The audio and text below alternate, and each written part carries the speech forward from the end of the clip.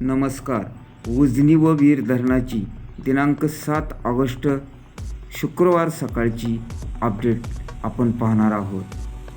त्या अगोदर आपण चॅनलवर नवीन असाल तर चॅनलला सबस्क्राईब करा व बातमी वेळेवर मिळत असतील तर निश्चितपणे लाईक करा, जेणेकरून आमच्या सर्व इथून पुढच्या बातम्यांचे अपडेट आपणाला सर्वात अगोदर मिळत राहतील. तर उजनी धरणातून आज सकाळी आलेल्या अपडेटनुसार उजनी धरणात येणारी आवक ही कमी होत चाललेली आहे.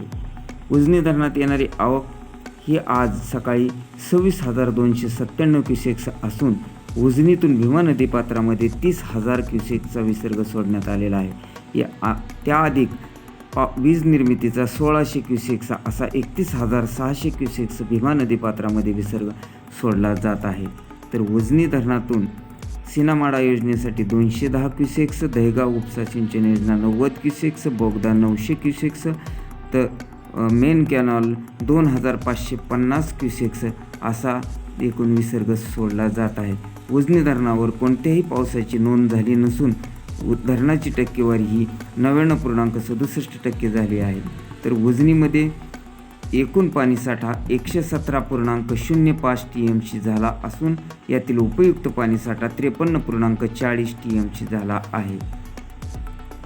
वीर धरणातून नीरा नदी पात्रामध्ये जो काही काल 1100 क्युसेकचा विसर्ग करण्यात आलेला होता, त्यामध्ये काल सायंकाळी 5 वाजल्यापासून वाढ करण्यात आलेली आहे व तो वाढवून विसर्ग नीरा नदीपात्रामध्ये 13,911 क्युसेक्स अधिक अतिवाहकाद्वारे 1,100 क्युसेक्स असा एकूण 15,018 क्युसेक्स विसर्ग वीर धरणातून नीरा नदीपात्रामध्ये सुरू करण्यात आलेला आहे.